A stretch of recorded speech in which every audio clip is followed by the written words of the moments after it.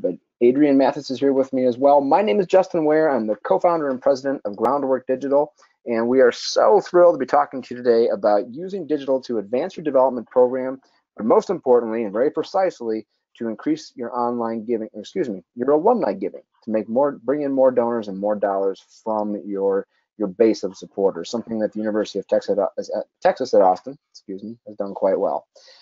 I've been the co-founder and president of Groundwork Digital since we launched almost 2 years ago now. We did so because we saw a need for digital fundraising consulting, especially in the higher education and nonprofit space. So we took off in January 2017. We've been able to grow incredibly quickly. We're fortunate to work with some amazing clients. We've got some great case studies, some of which we'll show you during this presentation, but obviously we're happy to share all of our work with you at any point, so feel free to follow up after the presentation.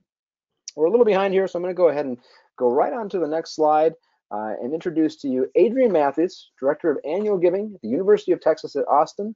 I've known Adrian for the better part of the last decade now, when he brought me in to talk about the first 40 for 40 online giving day at the University of Texas. Adrian, do you remember what year that was? Was it 2012?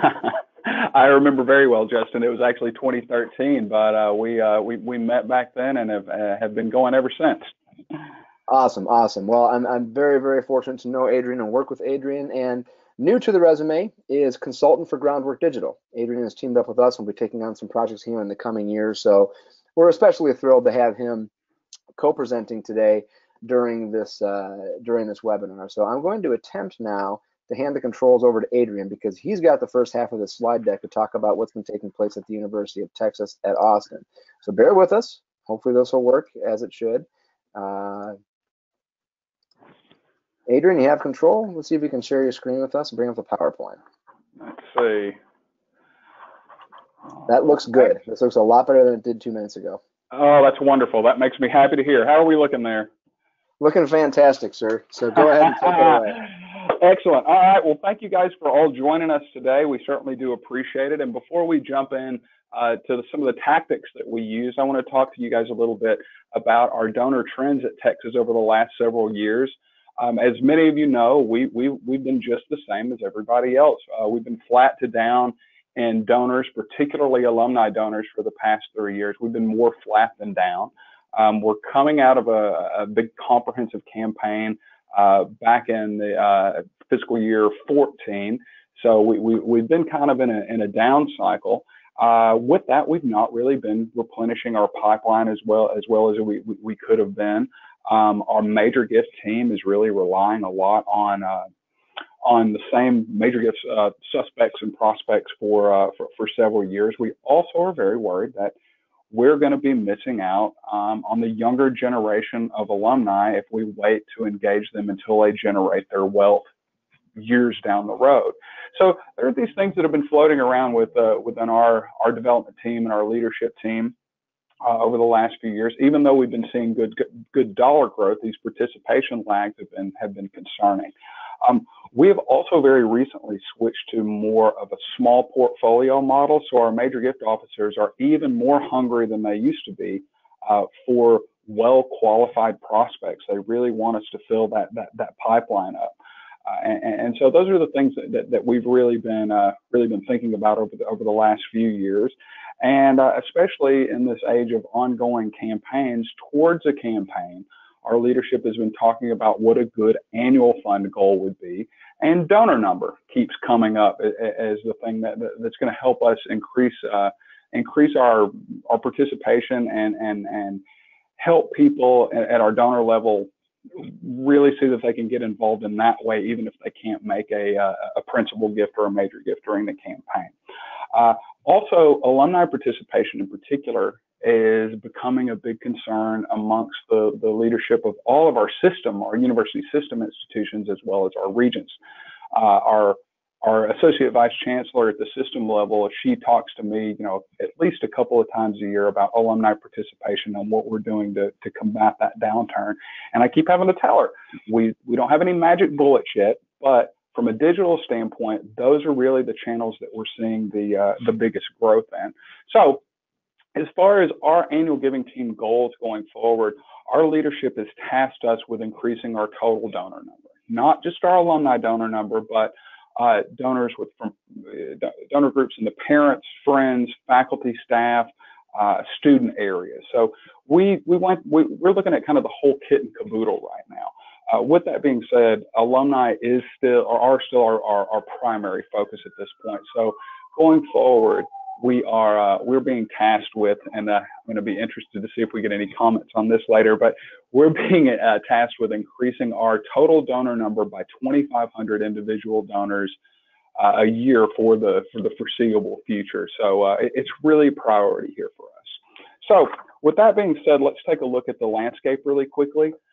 Here at Texas, we are bringing in about 100,000 total donors every year. Only about half of those are alumni donors. So we already do a pretty good job of getting donors above and beyond our alumni base. Also, and I'll talk about this more in a second, due to our kind of landscape, we have a few different teams that are responsible for bringing in the lion's share of those donors. And now I'm going to switch over and talk about alumni donors. So our annual giving team, my team, we're responsible for over 35% of alumni donors. Our Texas Exes Alumni Association is responsible for about 20%. Athletics is responsible for about 18%. Public radio 17%, and all the other sources combined are responsible for about 10%.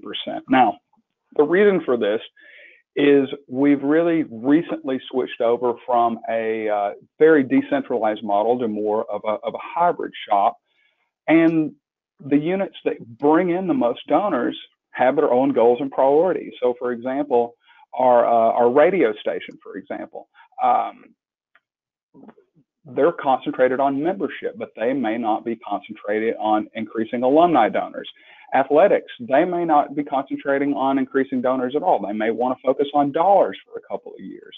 It's the same way with our alumni association. So very recently, we're working to come together towards a common goal of increasing the donor number at the university as a whole, to coalesce around that goal. But there are still challenges, and any of you folks out in a world where you're very decentralized like this initiative has got to come from the top down in order to get all your ducks headed in the same direction, so to speak, not to mix too many metaphors there. So over the last few years, what we've really been working on doing is turning up the volume on a couple of very specific digital channels. This all started way back in 2013 when Justin and I first met.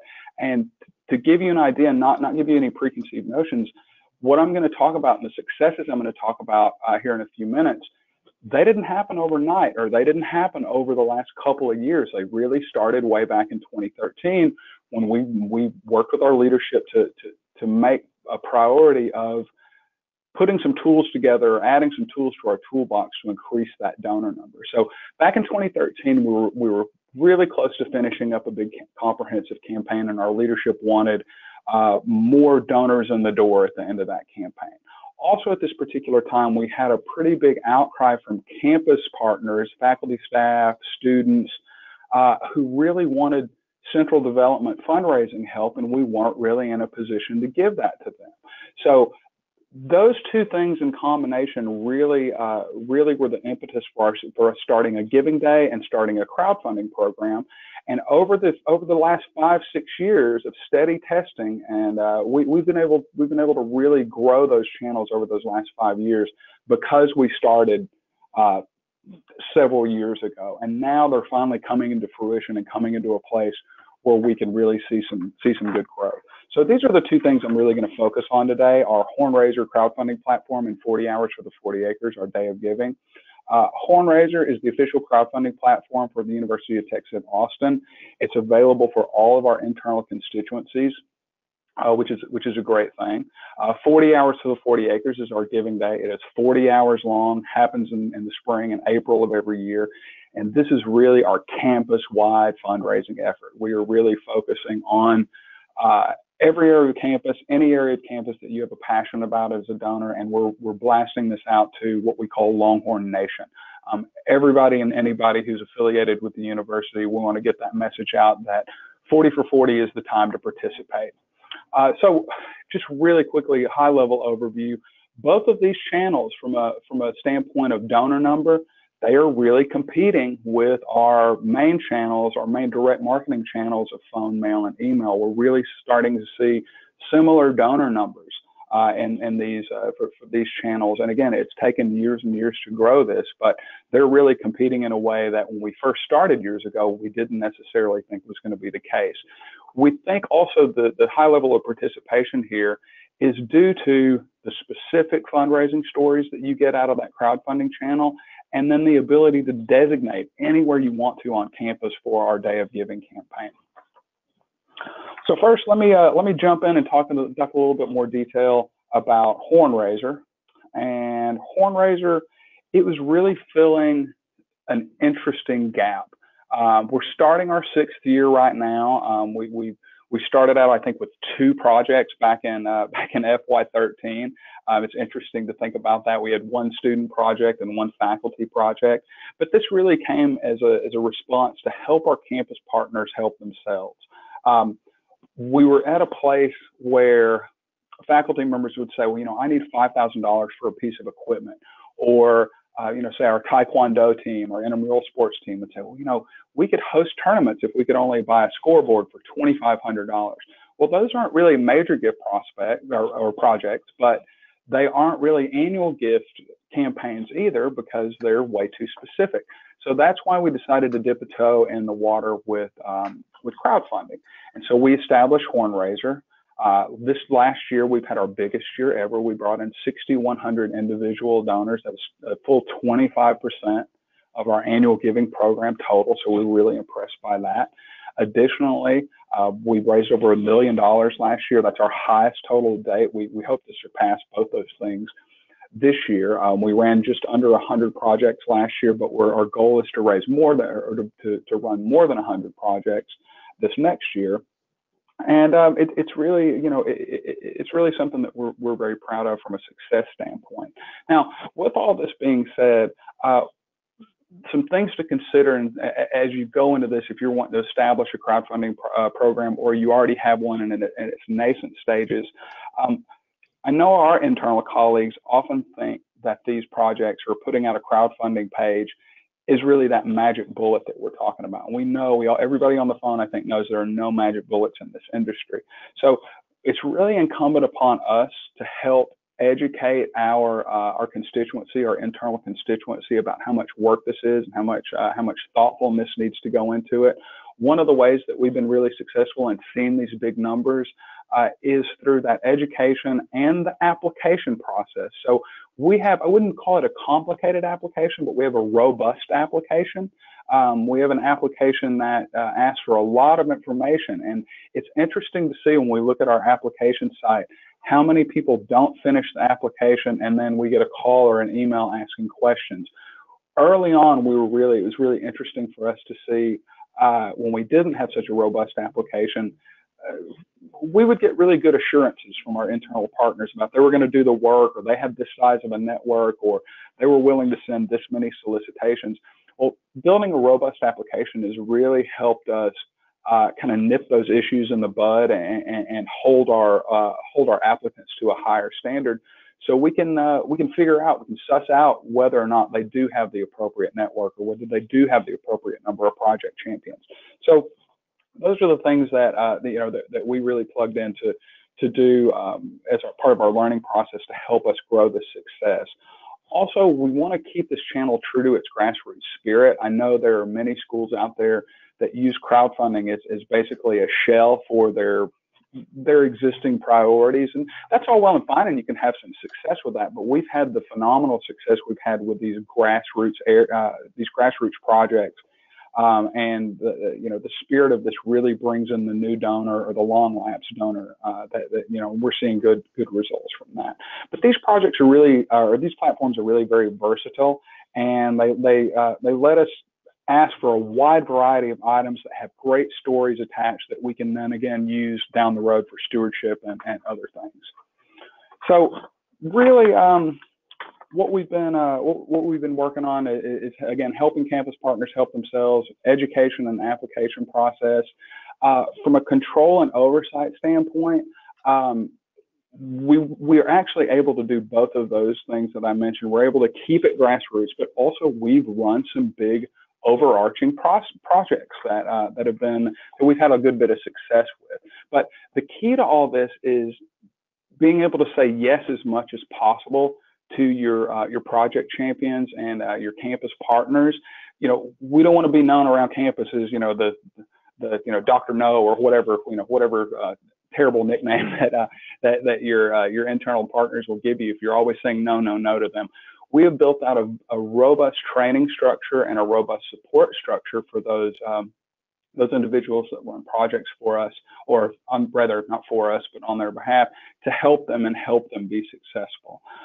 So let's start out talking really quickly about our big crowdfunding projects, our high-level crowdfunding projects. So we've had a few over the last year that have had some phenomenal success. Now I'm going to tell you guys up front, two of these are around, you know, disaster sort of tragedy stories. And one of them is around kind of our one of our campus traditions. With that being said, I don't want to lead you guys to believe that, you know, you can only have big success if something terrible happens on your campus. That's not the case. It just so happened this year we had two of those cases, unfortunately. With that being said, we were able to learn some very valuable lessons and try to replicate that success around more positive things, around, you know, things that are likely going to be our campaign priorities, around things that are really, you know, important traditions on our campus. So the first one of these I want to talk about briefly is our Hurricane Harvey relief project. This was our first ever large-scale success, and it came right around a year ago this time after Hurricane Harvey hit. And there are very many students that come from the greater Houston area to UT and go to school here. And so we really wanted to be able to offer some assistance to them. And we talked with the president about it, and the president said, you know, it would be really great if we could raise money for scholarships, for student scholarships for Hurricane Harvey impacted students. And so we put a project together, and thanks to the versatility of the platform, we were able to do that pretty quickly. And thanks to the support of the president, we were able to get more than 2,000 gifts. That translated, we have several, you know, repeat givers, so that translated to about 1,500 individual donors from, you know, alumni, friends, parents, all kinds of donors, in support of students impacted by the hurricane for scholarship dollars. We had that top-down buy-in, so that gave us the reach. The president also understood what an impact this could have if he offered a match. So he offered a $500,000 match, dollar for dollar match, until that pool was expended. Not only did that attract a lot of quote unquote annual donors giving at the $2,500, $500,000 level, but several large donors jumped on board and contributed big dollars to this fund. And it really helped our leadership understand that these crowdfunding operations were good at both things. They could be inspirational to your grassroots annual donor, and they could also be inspirational to your large donor. But another takeaway from this is the level of communication. If we had just run this in the annual giving programs team and pushed it out to a couple of different places and maybe sent some emails about it and you know, a couple of digital advertisements, it wouldn't have had the impact that the overarching communications blitz had from our overall, you know, our university communications operation and not just development communications. The same thing happened with one of our basketball players, unfortunately, who was diagnosed with leukemia this last year, and he and his family needed some assistance for medical bills and treatments and things like that. Even though this was a very specifically focused athletics project, it had a very personal impact and also had a very high level of buy-in. And we had large donors and small donors get involved with that project. And so the crowdfunding platform gives you the opportunity to strike while the iron is hot, so to speak, and not from a morbid standpoint or capitalizing on tragedy standpoint, but this really gave us the tools to help Andrew and his family and help the students who were affected by Hurricane Harvey and really take care of our own in a way. Now, the last one I want to talk about is a little bit more, lighthearted. It builds on our Texas OU tradition, Red River rivalry football game. And our alumni association got together with the OU Alumni Association and talked about a challenge in the month leading up to that game. And it was really interesting because this wasn't a traditional gifts challenge, but a membership challenge. So it didn't really add to our donor number, but we were able to capitalize on that rivalry to help both of our alumni associations really get some good traction on a fall membership drive. And that worked very well. And these are the types of projects that we're going to try to do going forward to emulate these, these big donor numbers very specifically. And, if the big dollars come with them, that's always great. We're never going to be sad about that. And for those of you guys who are curious, Texas won that Texas OU challenge, so hook 'em. So as far as opportunities and challenges with crowdfunding, a few of the challenges, or rather a few of the opportunities here. One of the big ones that's interesting, because early on in the crowdfunding days, we didn't think this would be a good use of the platform, but several of our internal units are using crowdfunding as their quote unquote annual funds. They're using it more in the traditional nonprofit approach, like our Lang Stuttering Institute. We've got a couple of projects that come out of our international office where students travel during study abroad experiences to do service projects in countries across the world. These two groups in particular, and several others, they run projects, a month-long, 2-month-long projects in the fall or in the spring, and approach their regular donors and use this as an annual fund, and then use that platform also to drum up new support as well. So this is something we can count on every single year. It's kind of sub-annual fund, so it's pretty interesting, and it works pretty well. We also do things like simplified giving pages. We've done this a handful of times over the last few years when there's, say, an initiative that's going on, and you don't necessarily want to do a big crowdfunding initiative, but you need a giving page that's a little bit more robust than your regular giving page. From a standpoint of crowdfunding, you can put a video up on that page, you can put some text up on that page about the particular initiative you're raising money for, and there's the giving button right there. And we don't have to bog down our web team anymore with building these specific program pages. So those two things are really interesting. And then again, I can't stress enough the popularity with internal groups, especially if you have the wherewithal to let them have some control over their projects, and you can let them run with things. It's very, very, very, it's been very, very helpful in filling that niche of, help us help ourselves from the campus community. The students like it a lot because there's not, there's not the uncertainty around like a Kickstarter or Indiegogo. They have to pay additional fees out there. They're not sure about getting those funds from Kickstarter or Indiegogo back to the university. All this is a direct gift to the university if you use the HORNRAISER platform for us. Also, again, faculty, staff, they've brought some interesting things in. We've had a couple of our scientists, our science-based projects, and our science professors. They have larger followings out in that citizen science community. And in that community, they've brought in donors that we wouldn't have otherwise seen, because these fans of theirs, so to speak, they follow these scientists' work above and beyond their affiliation with the university. And so we've been able to get donors that we wouldn't otherwise have been able to get.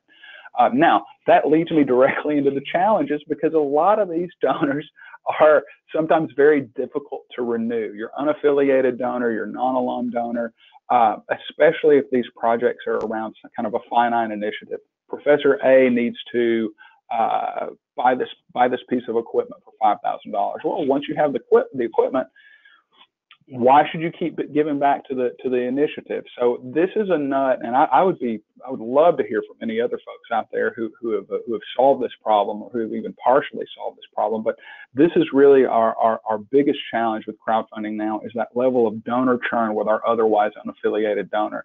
So if you're going to do that, or again, if you're in the nascent stages of crowdfunding, you need to understand and set some expectations with your leadership about that, about how that's going to go. Also, you need to educate early for later success. Again, set those expectations, develop solid training materials. Education is key. It's incumbent upon us as the professionals to really get this information shared with our internal constituencies. And finally, getting that leadership buy-in and education. Your leadership needs to understand the appeal of the large-scale project, but also the appeal of the small-scale project. And if you can get them get them plugged in for that project amplification, whether it's a large project or whether it's your fall kickoff when you're launching 20 projects. Those are really the things you need to do. But those can be challenges, because it seems like for a high level thinker, you need to do a good job at educating them to get it plugged in and show them that this is a valuable tool in your toolbox. So let's jump over to 40 hours for the 40 acres. Again, that's our giving day. This last year in 2018, we finished up our 5th year. Again, it's a spring campaign, always in April of every year. It's 40 hours long because our campus is called the 40 acres and everything's bigger in Texas. And, my team has to stay for 2 days as opposed to everybody else staying for a 24-hour period. So we have a good time, though. It's a campus-wide effort. And it really focuses on everything around campus. And you see a shot here of our Giving Day platform. And this last year, we were able to raise, 1.6 million from 3,700 donors. We felt like that was very successful. A lot of that was the individual annual donor. Now, this is going to be the more interesting, I feel like, a part of the program here, because we've done something that I don't think too many other schools have done. And so I'm gonna jump over to this next slide and talk about 2017. So 2018, you just saw we had the 1.6 million, 6,200 gifts, 5,500 donors, those sorts of things. Or sorry, 3,500 donors. In 2017, we had our largest dollar and donor year ever. We had $7 million from 5,500 donors in 2017. That dollar goal, or that donor number, made up 28% of our overall FY17 annual gift donors. So notice that difference. You notice that difference, and the difference is because we were really having a hard time as an institution deciding whether we were going to focus on a big dollar campaign or a donor campaign. Now, initially, we started our Day of Giving as a donor campaign. This was really going to be an annual fund campaign, but over a couple of years and some development leadership transition, some of our leaders got really excited when they would see, Purdue or Columbia or any number of different institutions putting up those giant multi-million-dollar totals for their giving days. And they said, well, why aren't we doing that at Texas? Everything's bigger in Texas. We should give that a shot. And so we did, and we did really well, for a couple of years, bringing in donors that were larger donors, or we would get a big challenge match, or we would get a couple of donors who would say, well, I want to make a planned gift, but I want to announce it during 40 for 40 so I can help leverage more gifts. And that was all well and fine until we got to a point where we got to in FY18, when we just didn't have the donors to plug in that year. And so we really got a leadership group together and talked about this and said, if we can't replicate this every year, and we can't have these growing, ever upward campaigns, we really need to think about how these campaigns fit and how it's going to fit in with our goals. And our goal going forward is to increase the total donor number. So those large gift numbers, while they're good at sometimes leveraging more gifts, they're not going to be the be all end all. It's just one of those things. We had to make a decision, and you're going to have to make a decision as well on your campus, if this is going to be a big dollars campaign or a big donors campaign. And I still do wonder, as these dollar numbers go up, are these going to be like the new capital or comprehensive campaigns where your average donor doesn't really see the impact they're going to make during these days of giving, if we're talking about a $10 million success or a $20 million success? So personally, I think we made a good decision in focusing on the donors. So another interesting thing that happened to us over the last couple of years is we were sending out a ton of email around our Day of Giving, and our internal communications team, centrally and out in the colleges, we're really starting to worry about over communication. They were starting to worry about donor fatigue, even though we were able to show that as dollars went up, we didn't have significantly higher unsubscribe rates to our emails. There was still a great worry about that. And so we had a meeting of the minds with our communications team between our 17 campaign and our 18 campaign, and we decided to centralize our email strategy. So No more of our college unit partners could send out emails on their own. We were going to do that all centrally, and we were going to dramatically drop the number of emails. Now, we dropped it from, an individual might get 15, 20 emails over the course of that 40 hours, which again, we all agreed was too much. We all agreed that was overkill. But from a standpoint of backing off, we backed off and made it so that if you were, the average recipient, you wouldn't get more than 6 emails on either day of the campaign. Now, what that resulted in, as you see here on the screen, that resulted in a 32% drop in donors from 17 to 18. And we shifted that strategy based on concerns, and everybody was happy with that shift. And we knew we were going to drop in donors, but at the same time, we feel like we still need to work more towards a happy medium. Also, we don't need to concentrate so much on email. This is, I'm such a big proponent of multi-channel strategies. It's one of those things that is funny. In one of our biggest campaigns in the year, we really focused a whole lot on email. So we really need to increase our digital ambassador involvement, and we also need to improve our multi-channel digital approaches.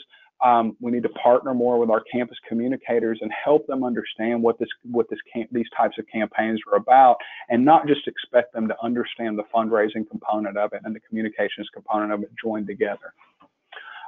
As far as more fine tuning, and again, I just want to say we are going to increase communications this coming year, but we're going to do it in a more of a measured way.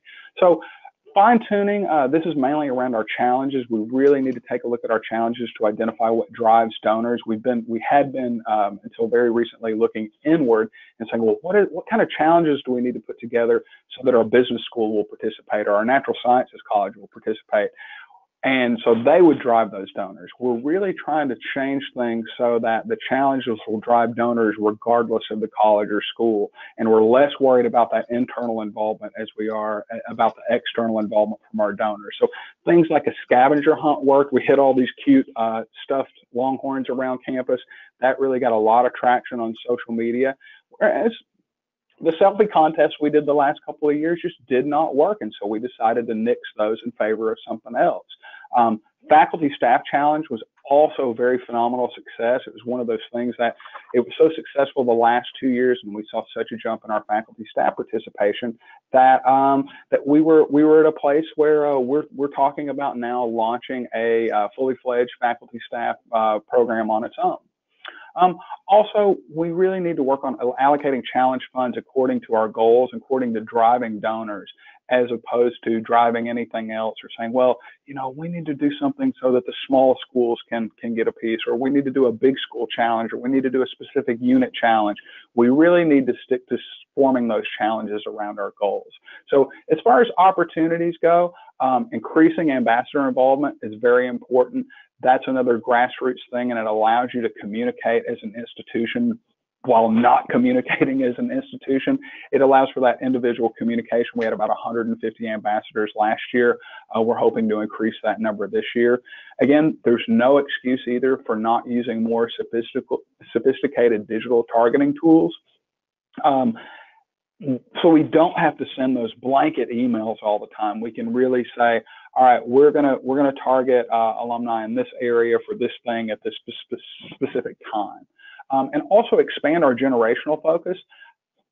Initially, we thought this was going to be a young alumni and student campaign. Over the years, we realized it's fun for everybody. So do some communication that's focused at your older generations, and you'll see really good participation and maybe even a bump in participation from that. A few of the challenges here as I wrap up. The campaign shelf life is still uncertain. I've been saying this since the beginning. I wonder how long these phenomena are going to last as far as days of giving go, and that's something that when I get together and have some time with my colleagues around the nation, we talk about this. I wonder how long these days of giving are going to last before people lose interest, or how can we keep these fresh so that people don't lose interest. So think about that. As I said before, take care with large gifts and their repetition. You may not can replicate that giant gift from one year to the next year to the next year, and it's unrealistic to think about these campaigns as always an upward trajectory. And then set internal expectations around campaign success. Those last two bullets really go hand in hand. It was interesting, and I'm not going to lie, it was a little bit unnerving to sit down with my vice president and say, you know, we're probably not going to hit $8 million or $10 million this year because we just don't have the gifts line up. But we were able to really have a great conversation and say, no, this needs to be more of a grassroots campaign. If we can get major donors involved, that's wonderful. But that's going to be secondary to raising that donor number. So that is my long story. Justin, you want to take back over? I would love to. Thank you very much, Adrian. Just want to be sure everybody can see my screen just fine. If not, let me know right away. But I think we should be sharing, and hopefully without too much interruption. Great to see the numbers at the University of Texas. It's great to see that you're not doing it not just with a strong digital presence, obviously that's the centerpiece of it, but you're doing it with a strong, balanced, multi-channel, omni-channel presence, which of course is important as well. So glad to see all of that. What I want to do now is take up pretty much right where Adrian left off and talk about how to do some of these things within your development operation and really kind of leverage some of these trends. So how do you build a digital development program? One of the first things I want to do is address one of those challenges that Adrian mentioned, and that is retaining these online acquired donors. I do want to start off here by saying that there's a little bit of difference between perception and reality when it comes to the retention or the retainability, for lack of a better term, of an online donor, at least when it comes to a giving day. We've found with our clients, and we've also seen from a much larger study that Target Analytics is working on right now, that donors acquired during an online giving day actually retain at a higher rate than most traditional channels like direct mail and phone.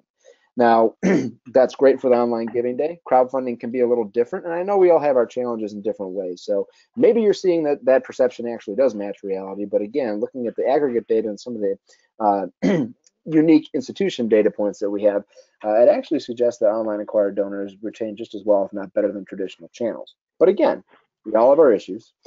We all try to work through our issues. And one of the #1 reasons that donors say they stop donating is because no one's explaining to them how their gifts are being used. Poor, vague, or irrelevant content that does not get to the purpose of the gift that they gave. 72% of all donors surveyed in the Abila donor loyalty study said that's why they stopped giving. That's why they were not retained donors. So one of the first places you want to turn then is online, and here's why. There is nothing in the history of humankind that comes close to the saturation that online and digital media has in our daily lives. Look at Facebook alone. This is a 2016 Pew study. 4 out of 5 of all Americans are on Facebook. Not just Facebook, not Twitter, not blogs, not email, not the websites that we go to. It's an incredibly pervasive, for better or for worse, channel, and it has a tremendous amount of power for those who are putting up good, relevant content on a regular basis. And one of the best forms of content is video. This is a study from Google in 2013 that found that 57% of everybody who watches a nonprofit's video will eventually go on to make a gift to that nonprofit. Doesn't mean they're clicking give now from the video. It means that more than half of everybody who watches a video that you produce will eventually become a donor. Now, yeah, it's Google, and yeah, Google owns YouTube, so maybe this is inflated a bit. But if it's even 10% accurate, think of how many views you get on a good Facebook video. And video, by the way, is incredibly important for Facebook because Facebook prefers video over all other forms of content, not YouTube videos. If you put a YouTube video on your Facebook page and take people off of Facebook to YouTube, they're going to bury that in the algorithm, even if you put ad dollars behind it. But if you do the native upload, where you actually put the video on Facebook, that is Facebook's preferred form of content. And beyond that, live content. Facebook Live is actually the #1 form of content to get seen on the Facebook algorithm. So video is incredibly powerful, and that's why we have really pivoted towards producing a lot of video or working with our clients to produce more video on their own. And we really do recommend that you commit to what might seem like an absurd amount of video. Essentially, one good 60-second video per week. Now, that might sound daunting. I hope we haven't chased anybody off of the webinar with that recommendation, because it actually is a lot easier than you think, and here's why. A study by ThankView, if you know ThankView, I know it's gaining quite a bit of popularity, as it should. It's a great tool.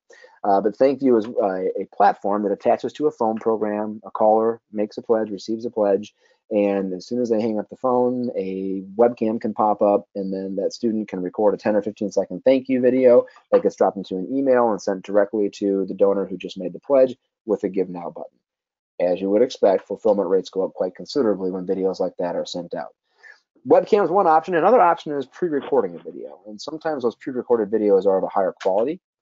They might be of a higher quality. The webcam is obviously going to be pretty raw with a student who's, that's definitely not a professional actor, but very authentic, very earnest in the video. The webcam videos get watched to completion considerably more than those uploaded, often higher quality videos. 61% will watch the webcam, 47% will watch the uploaded. Both pretty good numbers, but a clear difference in favor of the webcam videos. Far more importantly, the call to action. So that button, that is the call to action, usually a give now, fulfill your pledge, donate today, whatever it might be. The webcam leads to a 15% click rate on that CTA button. The uploaded, again, often higher quality video, leads to only a 10% CTA. This is not to say that you should never produce high quality content, but it is to say you should not be afraid to put phones in the hands of students, alumni, donors, supporters, and volunteers, and start encouraging them to record as much video as humanly possible, because there are so many big, easy wins. I mentioned Facebook Live. That's about as authentic as video gets, usually shot from an iPhone or a cell phone of some sort. The quality is acceptable. You can hear it, you can see it, but more importantly, it connects your audience to something that's happening at that point in time. This is a must for giving days. If you're not doing Facebook Live and you are doing giving days, change that, because it's an incredible boost to the exposure that you get and the reach that you get. Again, it doesn't matter, even ad dollars included, Facebook will promote a Facebook Live video above all other content, because Facebook's #1 business priority is keeping you on the Facebook network for as long as possible. And nothing does that better than video, and nothing does that better than Facebook Live video. So it's a priority for them, and that's why it gets rewarded points in the algorithm. So go live. Post to Instagram stories. That's video too. Instagram takeovers, a very popular tool feature that a lot of nonprofits and higher education institutions are using, where they hand over the Facebook, or excuse me, the Instagram account to someone they can trust, a student, an alum, someone like that, and they can post Instagram stories throughout the day. Again, very good, engaging video content. Twitter on video, we have especially seen in the last year, using video on Twitter and then promoting those tweets performs extremely well during giving days, in support of crowdfunding efforts, in support of annual appeals that have a digital element to them. So the Twitter was given up for dead for a little while, but it shouldn't have been, because it's actually a pretty powerful network, and it's especially powerful, again, with video. LinkedIn the same way. Video is really worth its weight in gold. So producing as much of that content as you possibly can, even if it's not perfectly polished, is a-okay and very effective at driving fundraising. Now, there are still times and points, giving days, your main feature giving day video, major donor communications, a substantial appeal at the end of the year, or maybe your spring or fall appeal, when you do want a really nice looking video. Those are effective. And there are certain demographics, especially those who maybe, the older Gen Xers through baby boomers and beyond, that do respond quite well to a very polished video. So it's about a balance. I'd say you want to aim for a half dozen to a dozen of these really strong, vibrant, engaging, drone using, highly produced videos throughout the year. But you probably don't have the budget to put one of those out per week. But you can very easily get one video out per week if you democratize the process a little bit. Train your teams, provide them with the resources, give them the ability, and make them feel empowered to produce video content, and use that to fill in the gaps in between some of those more professional videos. I'm sure we've talked about online ambassadors. I'm sure many of you on the line have some form of an online ambassador program, and that's good, because online ambassadors, when they are firing on all cylinders, are tremendous fundraising engines. Online ambassador emails. When an email is sent by an online ambassador, this is a Blackbaud study from 2015 at their TeamRaiser platform. Online ambassador emails have a 25% conversion rate compared to a 0.08% conversion rate when you send the exact same email, but change the sender from a person that the recipient knows to the organization. So the email is identical, the call to action is the same, the content is the same, the subject line is the same. The only difference is the sender. When it's an ambassador, 25% conversion rate. When it's the organization, 0.08% conversion rate. Online ambassador emails are 312 times more effective at converting on an action than the same email with the organization or institution as a sender. So why would we ever send anything that's not from an online ambassador, right? That's actually a pretty good question. There are some institutions like a Carleton College or Princeton, for example, that have been using peer-to-peer, not just in the online sense, but in every sense, direct mail forms, for example, for quite some time. And those are also institutions that have, Carleton, for example, a 50% alumni participation rate every year. So the ambassador concept, it works. but it does require work. It does require execution. And part of it is treating this like a true volunteer program and putting resources towards it. One of the things we're going to recommend here is really looking at your spend, your resources, and being sure that you're allocating resources in the right places. And Online Ambassador Program is absolutely one of those places. Treat it like a true volunteer program, put a person in charge of it, get the right technology in place to manage it and track your ambassadors. Host live, real-life events. This is something that we've just started doing in the past year with our clients, and it's been tremendously successful. We are seeing literally 10 times as many people show up in person for a happy hour, for an ambassador happy hour with a short program, free food, free drinks, than we do for the webinar version. When we first started doing ambassador programs almost 10 years ago, we did a lot of webinars because we thought, hey, they're online ambassadors, they're online, they're busy. They'd much rather just jump on the line for 15, 20 minutes and learn about the program than actually take 2 or 3 hours out of their day and go to a physical space. And boy, how wrong were we. Not to say that those webinars are a bad idea. I think they're a good supplement, but we need to have these real life events. I would recommend quarterly opportunities to bring in your ambassadors, have campus celebrities, coaches, deans, faculty, famous alums, whoever it might be, involve them, give them some real exclusive content, give them a reason to come to these events. They'll show up and it'll be a great way to grow your program. And we do want to steward our ambassadors, and we do need to do that in a meaningful way. Check out the University of Minnesota Golden Gopher Loyalty Program. It's an incredible, not necessarily for ambassadors, this is for all their ticket holders, but what they really got right here, and this is their second year in it, they've had a lot of success so far. What they really got right was offering people experiences as a reward. Run out of the locker room with the football team in the tunnel, skate with the women's or men's hockey team before a game, shoot around with the basketball team before a game, bring your family to a movie night on TCF Bank Stadium field. Really cool things, and I can tell you as a ticket holder myself for the University of Minnesota that they are sought after. It is hard to get some of those top prizes because they release them and they give them to you based on your points within the system. It works incredibly well, and there's almost no stuff. Very few like coffee mugs or t-shirts or calendars. You can find those things there, but most of it is about experiences that money literally can't buy. Offering that type of thing for your ambassadors is a great way of stewarding them. Getting the giving day right. Is it becoming an arms race? As Adrian mentioned, that's probably not a healthy way to look at the giving day. A healthy way of looking at the Giving Day is exactly for what it is. It's a celebration of philanthropy, an opportunity for your community to come together and do whatever they can in a very public way to support the institution. The institutions that have figured this out, have got this right, have built it in and made it their main fall appeal, or made it their student appeal, or their spring appeal, or their end of calendar year appeal. They've built it into their fundraising calendar at a point where they know they need to drive an enormous amount of participation. And when they do it that way and they put the resources behind it, it's an incredibly successful event that donors are conditioned to give to. And that's a good thing. Even if we're moving them from one channel to the other, well, guess what? Do less of that other channel. Do more of the Giving Day. Get that right and acquire donors at breakneck pace and retain those donors at a better rate than all other channels. Because remember, Giving Day acquired donors do retain at or better than all other traditional channels. A lot of our clients have come back to us here in the past year and basically said, look, we don't want the arms race. We want to bring this back to a commitment to participation, fundraising focus. Every gift, every dollar matters. And they really want to commit to that real accounting approach, where even on the major gift side of things, they're perfectly fine counting big gifts towards the Giving Day, but only if the donor gave that gift specifically for the Giving Day. Not a matter of moving things around, which I know a lot of institutions do. And I don't think there's necessarily anything wrong with that if that's your approach, if that's your goal, if you want to use it as a major donor stewardship tool, which it can be as well.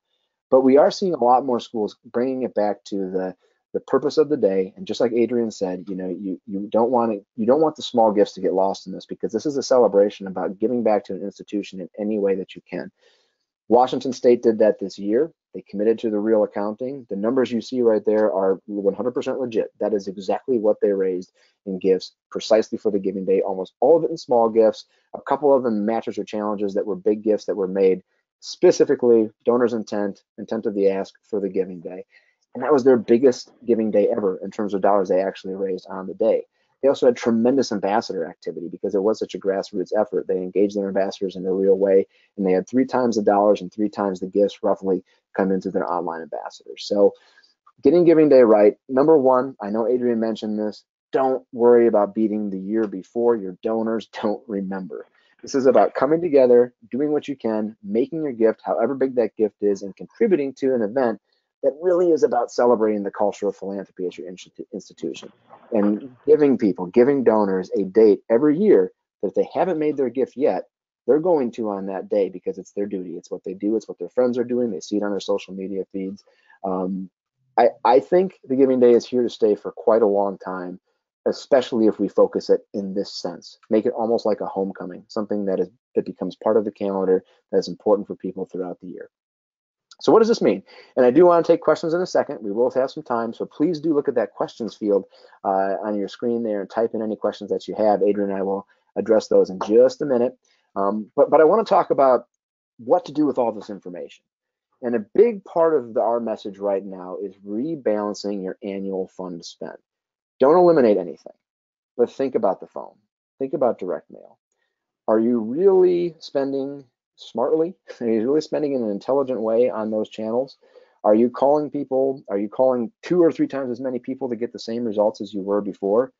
What you should be doing, instead of spending more to call more, you should be calling those that are responsive to the phone. You should be using phone for stewardship, and then using those resources to build a strong ambassador program, because we think this is the new phone. We think digital fundraising is where the phone was in the early and mid-90s. Instead of student callers, you have a team of ambassadors at every demographic, and alumni, students, faculty, staff, that are armed with amazing video-driven content where they can engage their communities on a micro level or on the macro level, like with the Giving Day, throughout the course of the year. And we're seeing this. We've taken averages from platforms like ScaleFunder and Hubbub, and we looked at Giving Day numbers and crowdfunding numbers and the spend involved with both staff time and the technology, and we compared that to the phone program. And the reality is digital vastly outperforms, both in terms of real dollars and ROI. Phone's not dead. That's not what I'm saying. As a matter of fact, it's an incredible stewardship tool. I think everybody should be calling all of their donors who give and they have a phone number for, simply to say thank you and nothing more. Because we've seen stats that say retention on those donors is 15 to 20% higher when you do calling for those groups. Keep calling the people who give via the phone. We don't want to cut off that channel for them. Give them an opportunity to talk to someone over the phone and make a gift.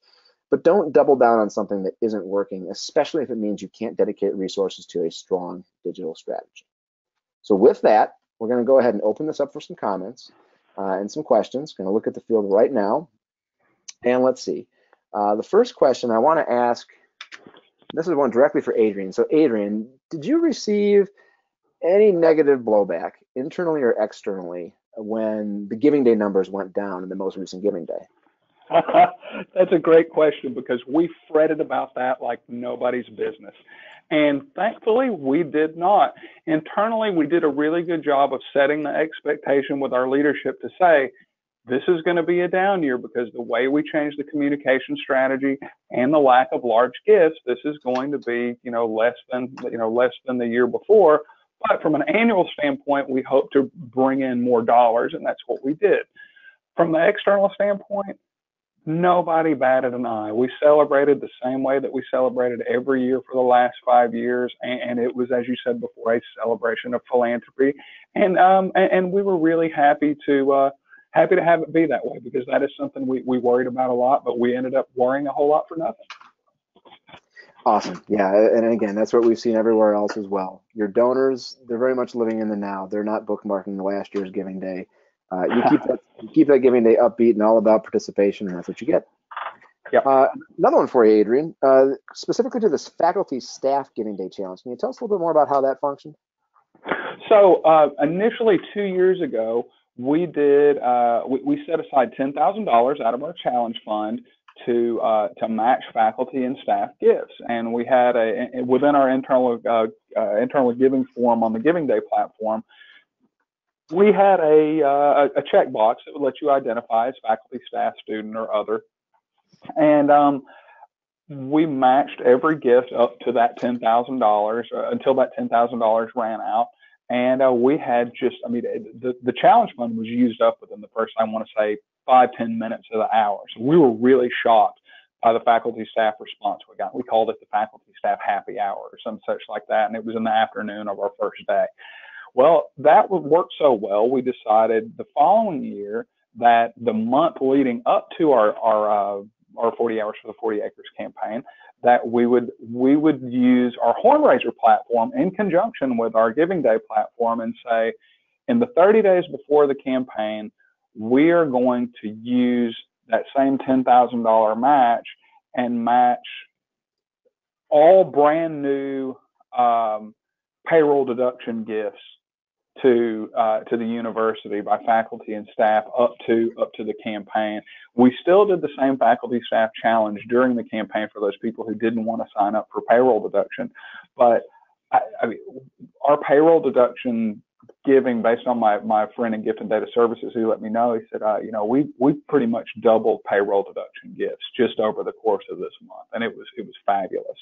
And so now we're working on a standalone campaign, and that it's one of those things that for a long time we'd had some resistance to that, because as many of you know, out in the industry, especially if you're talking certain states, funding for higher education is getting to be pretty dismal. And there's some schools in Texas here that haven't been able to give their faculty staff raises in several years, and those are always good excuses to not start a faculty staff campaign. But our Day of Giving has actually given us the evidence that if we have any kind of naysayers that are higher up in our leadership team, we can say, look, but we have evidence to the contrary, and that helps us break down those walls. So that might have been a little bit more than what you wanted to know, but that's kind of how those worked over the last couple of years.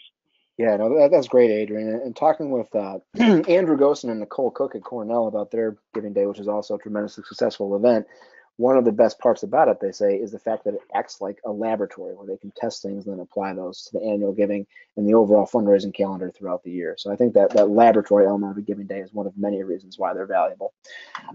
Just real quick, if it's okay with you, Adrian, we've got a ton of questions, so I want to answer at least a couple more. But for anyone that does need to hop off, I just want to let you know we will make the recording of this webinar available. We'll post it and send it to everybody online here via email. So thanks very much for joining us, but we'll stick around and grab a couple of more questions. Adrian, staffing, you mentioned, I think, 2 staffers for digital. Can you give us a sense of what it looks like at UT and how many staff resources you put towards digital? And this is something that we struggle with, and many colleagues around the country struggle with as well. I have 2 full-time staff members that work on what we call quote unquote special campaigns. And special campaigns is everything from all of our digital channels to a parent campaign or a student philanthropy campaign. So I have one assistant director that's in charge of all of it. But I'll be quite honest and frank with you guys. The majority of their time is spent on crowdfunding and Day of Giving. As anybody on the phone who already does a Day of Giving already knows, planning for a Day of Giving is basically a year-round job. And so I've got one assistant director, and then I've got a development specialist that helps her out. And I'll be honest with you as well, if we could probably triple the number of crowdfunding projects that we do if I added 1 or 2 more positions on, and that we're doing almost 100 every year right now. We're shooting for above 100 this year. I could probably do 200 or 300 if I had a couple of more staff members out there that were really beating the bushes and finding those good projects. Not only being able to find those projects and getting those project champions to apply, but also in the cases where those project champions may not have the fundraising wherewithal, we would be able to offer more services to them, whether that's video production or fundraising training or helping them structure their emails and their calendar. But as of right now, I've got 2 full-time people, but they have several different jobs. They don't have just one job. Now, as I said before, when we add those more sophisticated digital targeting tools, they're going to be responsible for that too. So I'm going to be interested to see when we get to a level where my 2 colleagues on that team are maxed out. Yeah, it's one of those things where, as we all know, professional fundraising is not free, whether it's phone, direct mail, online, or something else, events, what have you. So ROI is entirely what you put into it, and it's scalable. Smaller institutions don't need as many and can do a lot with fewer. Larger institutions need to accurately resource it, both in terms of technology and staff resources, strategy to do that. So, you get what you put into it. We know how to do this now. We know the blueprint. everything from crowdfunding to giving days to multi-channel annual appeals. We know how to do it. It's just a matter of whether or not we have the resources to produce the content and get things right. So another question here on, and this is a good one. I'll start on this one, Adrian. If you want to follow up, please do. But, sure. It says, for Giving Day donors, do we put them in separate marketing or stewardship communication pools, and do we treat them differently than other annual giving and major donor pipelines? And that's an incredibly important question, because it's not just Giving Day. And this is where we mentioned, I think both Adrian and I both mentioned marketing automation at different points.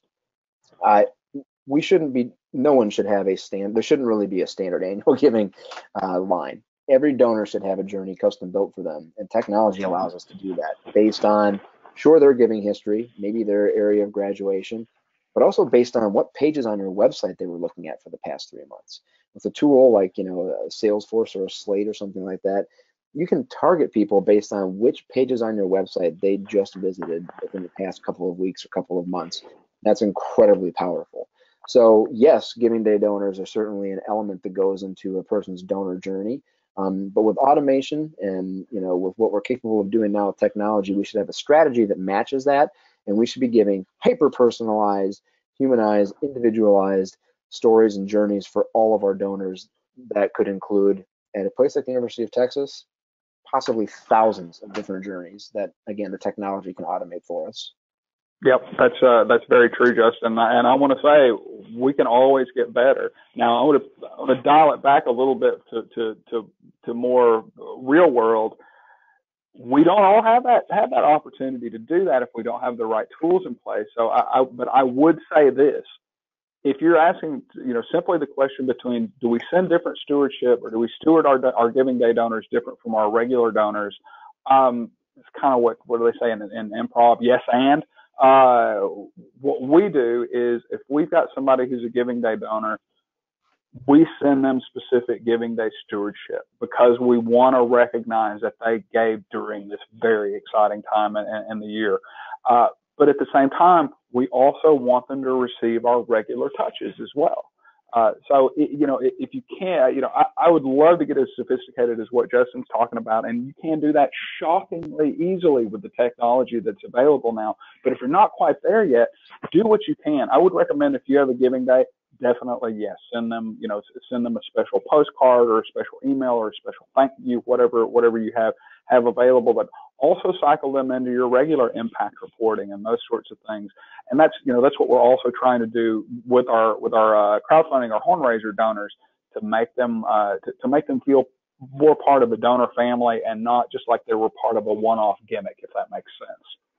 Yeah, that's a really good point. There's the best case scenario that a few of us have the resources to attack, but most of us have to take it chunk by chunk, bite by bite. And when that's the case, I think Adrian's absolutely right. Looking at Giving Day as a unique opportunity and a unique stewardship and fundraising opportunity is the right way to approach it. So one more question here, Adrian, if that's okay. And this one brings it back to UT. A lot of projects, about 100 of them for crowdfunding. How many of those meet the desired goal, and how many projects do you have running at any given time? What's the cadence? What's the frequency look like? Sure.